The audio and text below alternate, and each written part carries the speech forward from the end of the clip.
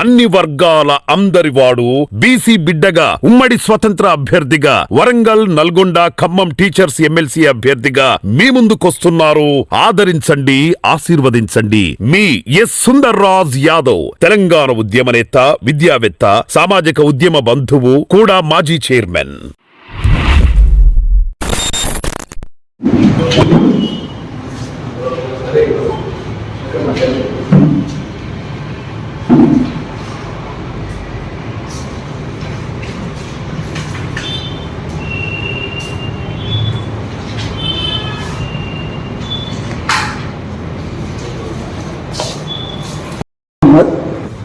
నేను రిటైర్డ్ టీచర్ను.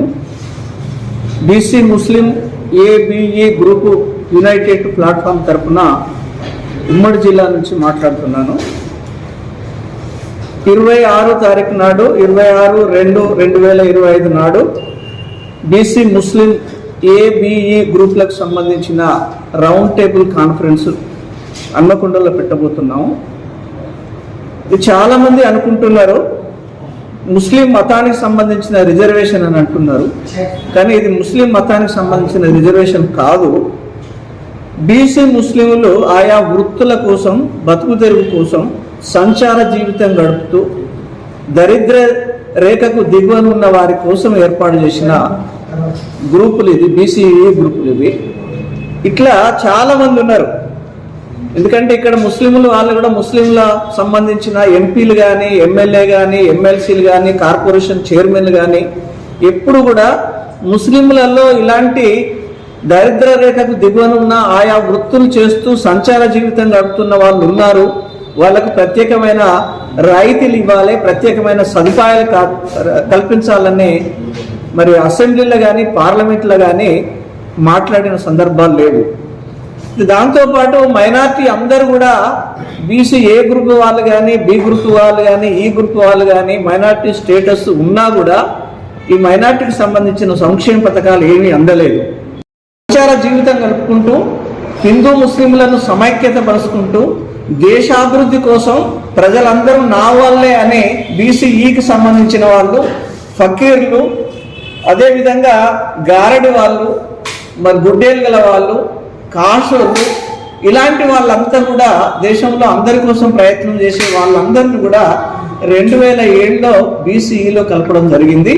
వాళ్ళకు కూడా ఎలాంటి సదుపాయాలు లేవు, వాళ్ళకు కూడా ఏ సంక్షేమ పథకాలు కూడా అందలేదు. దీన్ని దృష్టిలో పెట్టుకొని మరి జనాభా చూస్తే రీసెంట్లీ జరిగిన బీసీ కుల జనాభాలో 35,76,588 మంది మరి బీసీఈ ముస్లిం బీసీలు సంబంధించిన వాళ్ళు ఉన్నారని లెక్కలో తేలింది. కానీ దాంతోపాటు సంచార జీవితం గడిపే గారడోళ్ళు కానీ, ఫకీరోళ్ళు కానీ, బొంత ఫకీరోళ్ళు కానీ, గంట ఫకీరోళ్ళు కానీ, కాషోళ్ళు కానీ, గుడ్డేలుగులోళ్ళు కానీ వీళ్ళంతా సంచార జీవితం గడుపుతారు. వాళ్ళ లెక్కలోకి రాలేదు. వాళ్ళని కనుక కలిపితే మాకు 40 లక్షల పైగా మా నిష్పత్తి ఉంటుంది. ఈ నిష్పత్తి ప్రకారం మాకు కావాల్సిన రాయితీలు ఏమి అందలేదు. ఎక్కడ కూడా మాకు సరైన న్యాయం జరగలేదు. ప్రభుత్వానికి నివేదిస్తున్నాం మేము. ఎందుకంటే దీని మీద ప్రత్యేకమైన శ్రద్ధ తీసుకోవాలి, ప్రత్యేకమైన రాయితీలు కల్పించాలి, ప్రత్యేకమైన సబ్ కమిటీ, సబ్ ప్లాన్ ఏర్పాటు చేయాలి. వీళ్ళ అభివృద్ధి కోసం ప్రయత్నం చేయాల్సిన అవసరం ఉంది.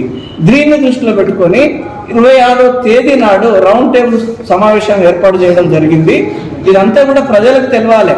అసలు ముస్లింల రిజర్వేషన్ అంటే ముస్లిం ఏ రిజర్వేషన్? అసలు ముస్లింల మతానికి సంబంధించింది కాదు. చూడండి, ఎక్కడన్నా ముస్లింలకు సంబంధించిన ఫకీరోళ్ళు ఉన్నారా? ముస్లిం సంబంధించిన కాషోళ్ళు ఉన్నారా? ఫకీరోళ్ళు అందరినీ యాచిస్తూ సమాజంలో బతుకుతున్నారు. మరి కనీలో కొట్టుకుంటూ కాషోళ్ళు బతుకుతున్నారు. మేతరాలు ఉన్నారు, పాకి పని చేసేది వాళ్ళు. అన్ని మతాలకు, అన్ని కులాలు అందరికీ పాకి పని చేసేది. ఈరోజు సులభ్ కాంప్లెక్స్లు వచ్చినాయి. సులభ్ కాంప్లెక్స్ వచ్చినా వాళ్ళకు రాయితీ లేదు, వాళ్ళకి ఉద్యోగాలు లేవు.